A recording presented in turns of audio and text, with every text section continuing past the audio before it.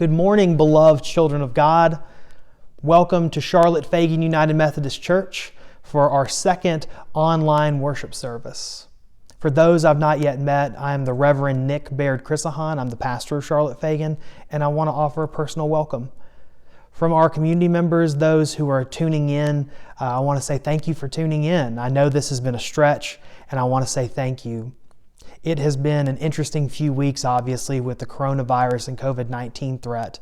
And now we're in what they call the acceleration period, where you've probably noticed things have been speeding up as far as number of cases. So it's especially important now for us to abide by government safety rules and to express ourselves through social isolation. So do everything we can to reach out via phone or text or Facebook message or snail mail. Just try to stay connected as best you can. We want the church to know that it is still together and we are not bound to a building. So this is a great opportunity for us to really dig into our own personal lives and to ask God who it is that we're missing, who it is we need to see. Before we begin the official worship part of this broadcast, I want to highlight a few announcements for our church. For one, we will be keeping this online-only, no in-person gathering expectation until at least April 5th and possibly extended past that. This is in line with what our Bishop Bill McAley has asked of us, as well as government officials. So be on the lookout for information of when we plan to return to worshiping together. And I hope that you will continue to reach out, as said. There's good news though. We have a Zoom teleconferencing account. So we're going to try that out with our Disciple Bible Study group tomorrow night at 6 p.m. If you've not been in Disciple and you want to join, you are welcome to. Just please let me know and I'll get you the link information. And then our Wednesday Bible study at 10 a.m. will also be done via Zoom, and I'll send out an invite for that later on this week. I hope you'll join us. This is a great opportunity for us to study the Bible together and to see each other face to face, even if it is through our computer screens. The bulletin for this morning's worship was sent out earlier to make sure that it gets to community members, and it's also been posted in our Facebook group. So if you're watching on Facebook Live right now, that is the church's Facebook page. The group is where you'll see conversation and postings from community members, and that's where I've put our bulletin, and you're welcome to download it for your own use. Our Fifth Sunday Harvest Mission Group will be sponsoring a drive-through donation from 12 to 2 next Sunday here at the church to benefit the Help Center. Volunteers are going to follow the strictest precautions. We do not want to risk any exposure, and this is good for folks who really want to help the community but don't know what to do. So you may bring canned and non-perishable food items to the church to make sure that those go to the Help Center for those in need. Obviously, canned fruits and vegetables are nice, boxed dry cereal and pasta, as well as pasta sauce, and canned meats are also often requested, like tuna and chicken, if you're willing to give to that. Please no fresh or perishable goods at this time. I want to say a big thank you to community member Todd Murphy for donating a router to help extend our guest network. So if you know of someone who needs internet access, they are welcome to sit in the parking lot. They should be able to get the Charlotte-Fagan guest network when they look up networks on their phone or computer. The password is United Methodist, capital U-N-I-T-E-D, capital M-E-T-H-O-D-I-S-T. And that should get you into our network so you can do some work. Finally, for our community members, I do ask that if you are willing and able to tithe in this time, we would really request it. It would help our mission and ministry in the church, as much as we would like to believe that if no one's doing anything, that the bills don't come in. They indeed do, and we have folks who still serve the church whose salaries need to be paid. So you can do that via our post office box, P.O. Box 516, Charlotte, Tennessee 37036, and online at www.charlottefaganumc.org. No hyphen like is usually in our name. And then you can click on giving, and that will connect you to our giving options. So before we begin worship, let us take a moment of silence to be in prayer. Gracious God, who created us in God's own image, we are grateful for all that you have done for us, for all that you are doing in us, and for all that you will do through us. Open our eyes to see your presence among us, moving in powerful ways at all times and in all places. Open our ears to hear familiar words in new ways, ways that will change us and challenge us to become the people you created us to be. Grant us the power and the courage to come out of the darkness and into the light of Jesus Christ, that we may serve you by serving others. We love you with all of our heart, soul, mind, and strength. Amen. This morning's gospel comes from John chapter 9. This is actually the entire chapter, so I'm going to read it as a story to help you get a better idea of how it reads. Jesus and his disciples walked along. He saw a man who was blind from birth. His disciples asked, "Rabbi, who sinned so that this man was born blind?" Jesus says, neither him nor his parents. This happened. This happened, and it's a moment when God's glory can be shown. Because right now I'm with you, the light is in the world, but one day I will not be with you. The light will be gone and you will be back in darkness. But that does not mean the light will not remain. After he said this, he spit on the ground and he made mud with his spit and the dirt from below. He took this mud and he rubbed it in the man's eyes and he said, "Go to the pool of Siloam." Siloam means sent. "And wash." The man did so, and when he washed and came back, he could see. Now, the man's neighbors and people who used to see him as a beggar were suspicious of all this. So they asked him a lot of questions. Didn't you see him sitting and begging? And others would say, "Yeah, that was him." And others would say, "I don't know. He's different." But the man said, "Yes, it's me." So they asked him, "How can you see?" The man told them, "There's this man named Jesus. He spit in some mud, rubbed it in my eyes, said, 'Go wash in the pool of Siloam,' and I could see." "Well, where is he?" "I don't know." So they led the man who had been born blind to the Pharisees. These were the religious leaders of the town, and they operated the synagogue. So they asked him the same question, "How is it that you can see?" Now, by the way, this is the Sabbath, a day when everyone should be resting. And the man told the Pharisees, "This man put mud in my eyes, told me to wash, and now I see." Well, the Pharisees thought, well, it's the Sabbath. You can't work on the Sabbath. Making mud and rubbing it, that's work. He can't be a man of God. Something's wrong here. Well, what do you have to say about this?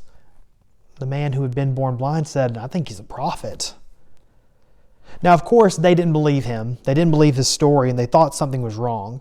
So they decided they would ask his parents, "Is this your son?" The parents said, "Yeah, it's our son." "Wasn't he born blind?" "He was." "Well, how is it that now he can see?" The parents didn't want to answer. They said, "He's of age. He can speak for himself. You ask him." Now, they knew that the Pharisees were threatening them, because anyone who would claim that this Jesus guy had done something on God's will meant that he might be the Messiah that people were talking about. And if they said that he was the Messiah, well, they'd kick them out of the synagogue. They didn't think it was true. So they called the man again. "Okay, tell us the story one more time." And the man said, "I told you, I was blind and now I see, and he did it." Well, they were upset by this, these religious leaders. He didn't follow the rules right. So then they said, "This is incredible. You don't know where he is. You don't know where he's from, what he did to you, how he did it. All you know is he did it." And the blind man said, "Yes. If it wasn't from God, he couldn't have done this."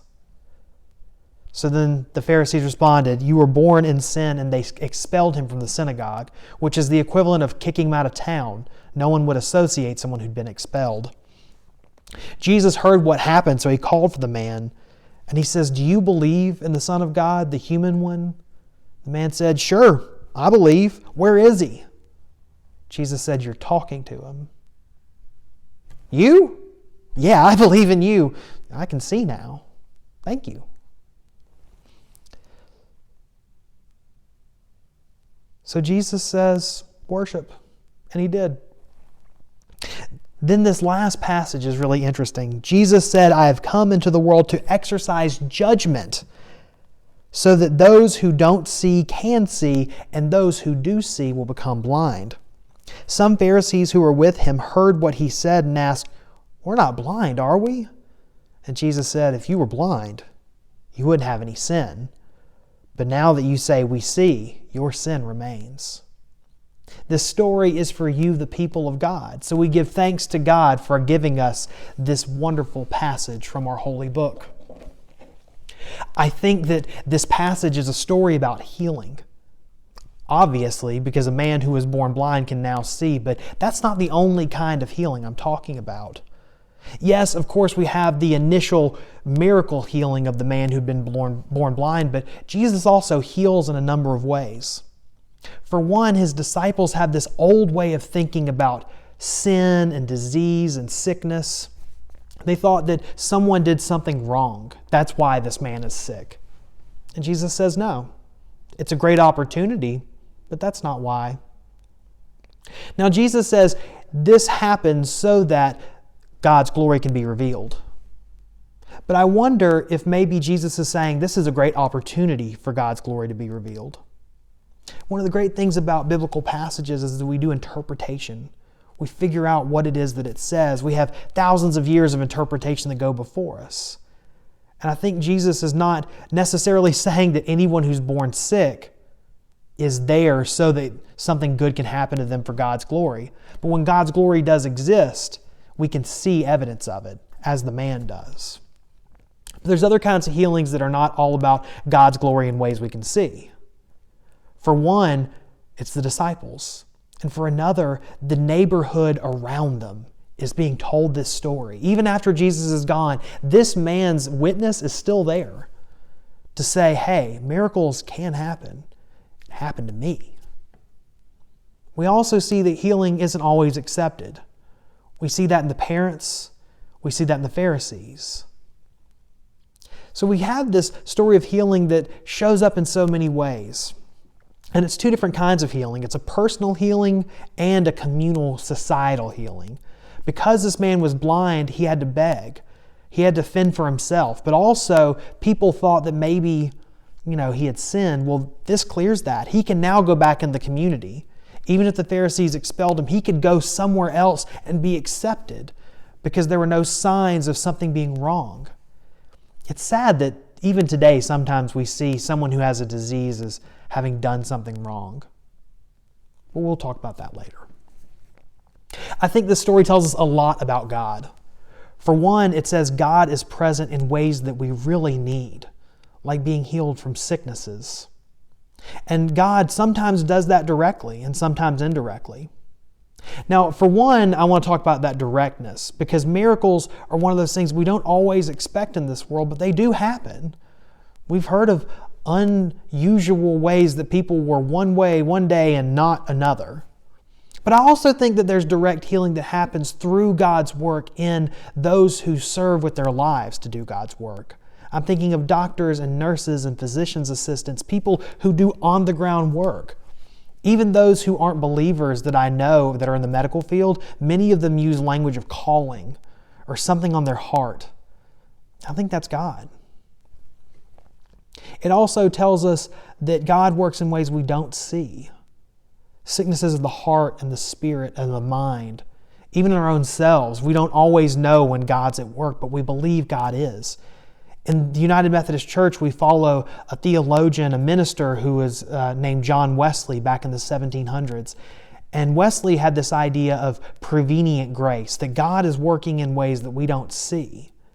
And then once we become part of the church, God's working turns into what's called sanctifying grace. And that's ways that we do see because we know God's at work in the world. There's justifying grace in the middle of those, but that's not what I'm going to talk about today. Just know that God's working is what we call grace, and we believe that grace happens before we know God and after we know God. I also think of ways that God doesn't work when I see how it works in friends of mine or in community members. Sometimes it's good for us to tell others that God is working. Hey, didn't you used to suffer from, or hey, something's different about you. You're less stressed or angry. What's been going on there? Sometimes it takes other people to tell us that God has been working, and I think that's really neat. A way that we establish relationships and community by seeing each other, even in ways we don't see ourselves. It's very life-giving. This also tells us a lot about us and how we understand God. You see, the blind man is happy to just be healed, and he wants to give credit. Whether it's to God or a prophet or what else, he's fully okay with it along the way. People who've been healed, I think, feel that way all the time. I'm just glad it happened. And I want to give thanks to whoever it was, a doctor, a nurse, a physician's assistant, a prayer, just time itself. We want to be thankful for the good things that happen in our lives. The Pharisees also do want to give credit. Sometimes we want to bash these religious leaders. They were doing their best. Granted, they made a bad choice by kicking the man out. But they were just trying to say, well, obviously God did that. And I think it's very gracious of the man born blind who can now see to say, well, I still think it's God working. He just did it through that guy. Who then Jesus reveals to the man later, well, it's me. I am God. I am the light, the Word wrapped in flesh.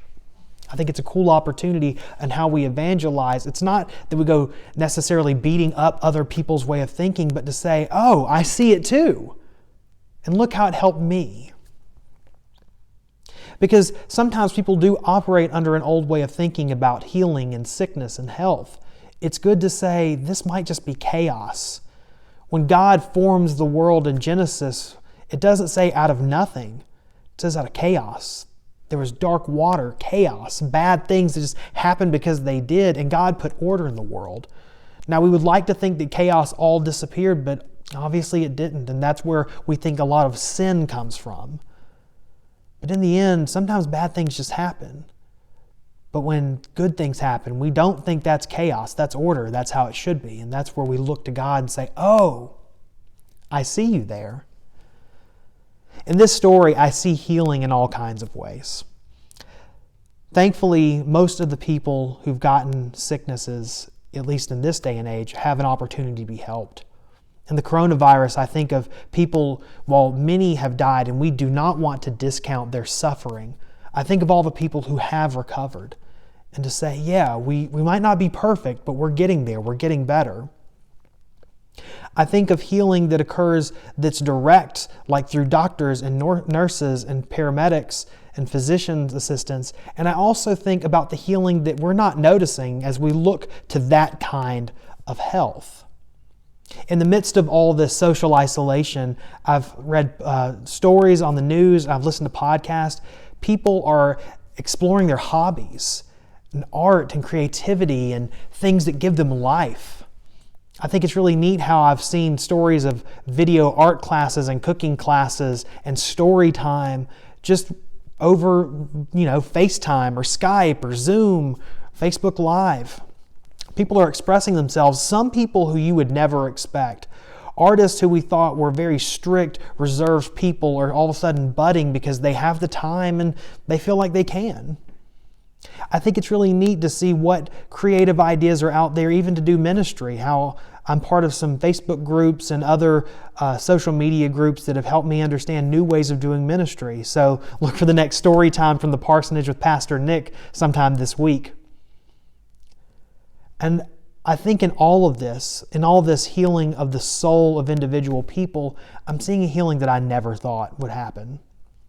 If you've been with us in church, you've heard me say there's something tribal, something divisive that's going on in our culture. The past few years has felt like you're either this side or this side on any issue. Not just politically, although that has definitely fueled a lot of it, but it feels like people are just torn apart in all kinds of ways, socially and emotionally and mentally. And what's really interesting is as we have been isolated and expressing our creativity, it almost feels like our souls are getting healed. It's ironic. How is it that we have been in the presence of each other for years and felt so distanced from each other, and yet it took literal division, physically, literally, for us to start healing? I mean, sure, we're still seeing the divisive political posts and stuff like that, but I have seen more goodwill in the world in this past week and a half than I think I've seen in the past year and a half. Well, that's God. And I'm going to give credit to that. I believe that We people of faith, no matter your tradition, are called now more than ever to be light givers, healers, hope breathers, love expressors, makers and creators of things that are good and joyful. I think now is our time. And it's obvious that God is in the middle of it, at least to me.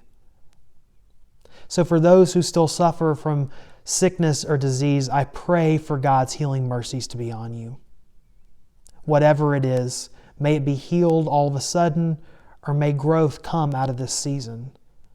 I pray for God's healing protection on all of you who suffer, mentally, physically, emotionally, or spiritually. If you are suffering from something and you need to reach out, please reach out to me. I can be found. I will gladly talk, text, message, whatever it is that you need. You are not alone. We are all trying our best in this weird season. But know that even if you don't believe it, someone else does believe that God is in this and God is working. So have hope, my friends. The gospel message is clear. God is healing in ways seen and unseen. And if we don't have the strength to do it ourselves, to help in God's work, all we have to do is point to it and give credit. It's happening. And I love it. So hear the words of today's benediction.